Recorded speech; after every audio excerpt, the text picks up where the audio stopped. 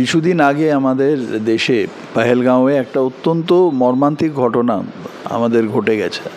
আমরা সকলে অবহিত, ২৬ জন নিরপরাধ মানুষ, তাদেরকে উগ্রপন্থীরা তাদের পরিবারের সামনে তাদেরকে গুলি করে হত্যা করেছে। এবং তারপরে আমাদের ভারতীয় সেনাবাহিনী তার উপযুক্ত জবাব তারা দিয়ে এসছে।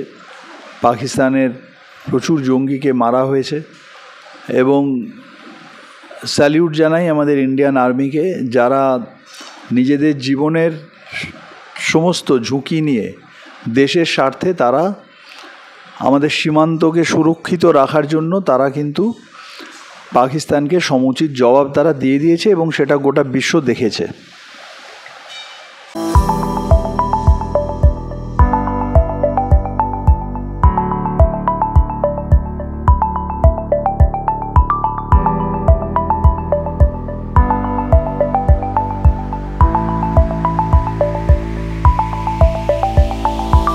কিন্তু প্রশ্ন সেখানে নয়, প্রশ্নটা হচ্ছে যে এই পহেলগাঁওয়ের ঘটনা ঘটল কেন। আমরা দেখেছি এর আগে পুলওয়ামাতে এই ঘটনা ঘটেছে, যেখানে তদানীন্তন রাজ্যপাল, যিনি লেফটেন্যান্ট গভর্নর ছিলেন আমাদের জম্মু কাশ্মীরের সতপাল মালিক সাহেব, উনি কিন্তু রিপিটেডলি বলেছিলেন যে এইরকম একটা ঘটনা ঘটতে পারে। কেন্দ্রীয় সরকারকে উনি বারংবার সতর্ক করেছিলেন।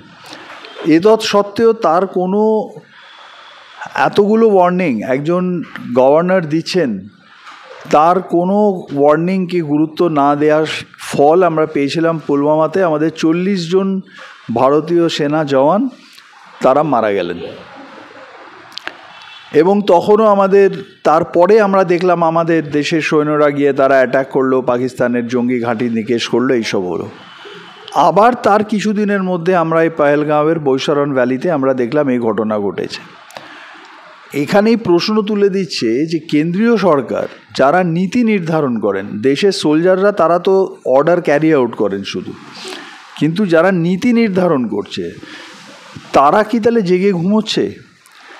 এই বারংবার ইন্টেলিজেন্স ফেলিয়ারটা হচ্ছে কেন? আজকে আমরা দেখতে পাচ্ছি, আমরা যেটা খবর পেলাম যে বৈশারণ ভ্যালির মতো একটা মোস্ট সেন্সিটিভ স্পর্শকাতর এরিয়াতে সেখানে কোনো মিলিটারি চেকপোস্ট রাখাই হয়নি। এর থেকে হাস্যকর আর কী হতে পারে? এবং আমরা এখন সোশ্যাল মিডিয়া মারফত জানতে পারলাম যে কোনো একজন ভারতীয় নাগরিক, সে পাক গুপ্তচর হিসেবে এখানে কাজ করছিল দীর্ঘদিন, যেটা আমরা জানলাম কি করে না, একজন সোশ্যাল মিডিয়ায় কোনো একজন ভিউয়ার সে পোস্ট করলো যে এই ভদ্রমহিলার প্রতি নজর রাখা দরকার, কারণ এই একজন পাকিস্তানি নাগরিক যাকে নাকি আমাদের দেশ থেকে বার করে দেওয়া হয়েছে, তার সঙ্গে তার ছবি দেখা যাচ্ছে। এই সূত্র ধরে এনআইএ তখন তার তদন্ত শুরু করলো এবং তদন্ত শুরু করে দেখা যাচ্ছে যে সে দীর্ঘদিন ধরে গোটা ভারতবর্ষ জুড়ে সে দাপিয়ে বেরিয়েছে, ঘুরে বেরিয়েছে।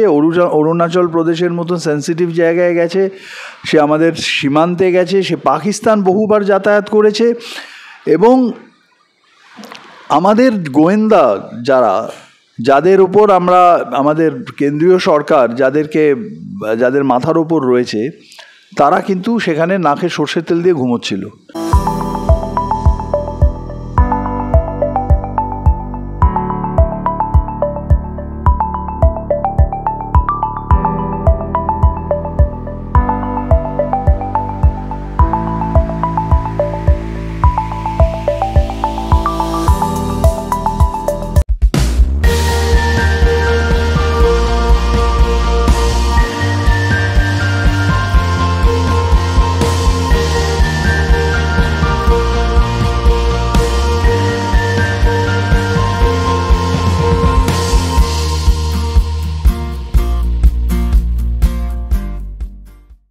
আমাদের গোটা দেশের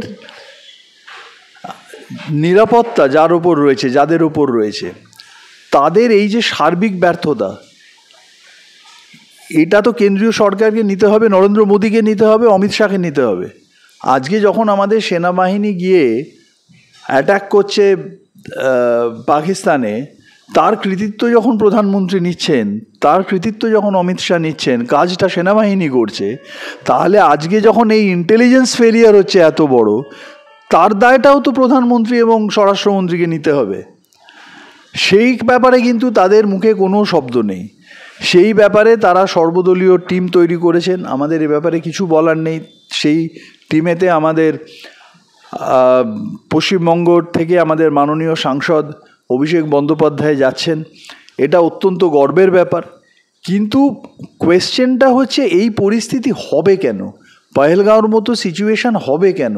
আমাদের আধ ঘন্টা ধরে একটা ধ্বংস লীলা চালালো 4টে জঙ্গি, সেই জঙ্গিরা তারপরে সেখান দিয়ে হেঁটে হেঁটে বেরিয়ে চলে গেল আমাদের কাশ্মীরের, যেটা পাকিস্তান সংলগ্ন বৈশারণ ভ্যালি, একদম বর্ডার এরিয়া, সেইখানে তাহলে এত শিথিল আমাদের সিকিউরিটি।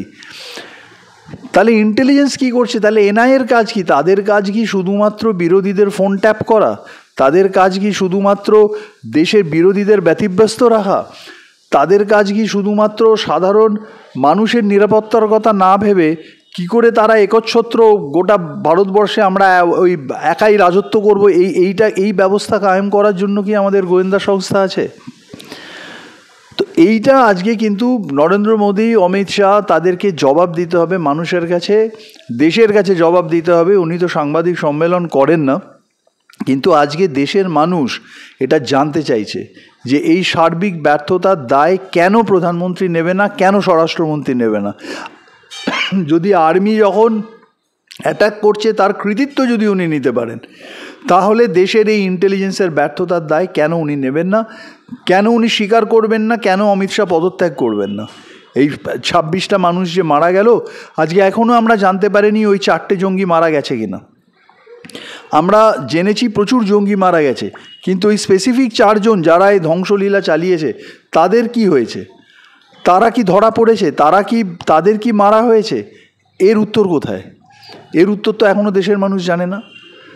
তো এক্ষেত্রে আমি একটাই কথা বলবো যে গোটা ভারতবর্ষ যখন নিরাপত্তার প্রশ্ন আসে, আমরা আমাদের মাননীয় মুখ্যমন্ত্রী মমতা বন্দ্যোপাধ্যায় খুব সুস্পষ্ট ভাষায় জানিয়েছেন যে আমরা ভারত সরকারের সঙ্গে সব সময় আছি।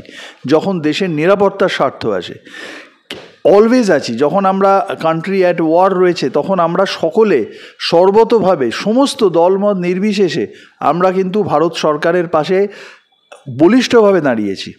কিন্তু তার মানে এই নয় যে ভারত সরকার তারা যে ভুলগুলো করছে, তারা যে অন্যায়গুলো করছে, এগুলোকে কিন্তু আমরা সমর্থন করি না। এবং এর কৈফিয়ত কিন্তু আগামী দিনে প্রধানমন্ত্রীকে দিতে হবে, স্বরাষ্ট্রমন্ত্রীকে দিতে হবে। নচেত তারা কিন্তু যেভাবে প্রত্যাখ্যান মানুষ করেছে, বিশেষ করে বাংলার মানুষ যেভাবে প্রত্যাখ্যান করেছে, আগামী 2026-এ তারা আবার প্রত্যাখ্যাত হবে, তাদের আবার মানুষ রিজেক্ট করবে। এবং কারণ একটা জিনিস আমরা ক্লিয়ার যেটা বোঝা যাচ্ছে যে এই দলটার, এই ভারতীয় জনতা পার্টি দলের, তাদের কিন্তু কোনো অ্যাকাউন্টেবিলিটি নেই। কোনো মানুষের কাছে তাদের গ্রহণযোগ্যতা হারিয়ে গেছে।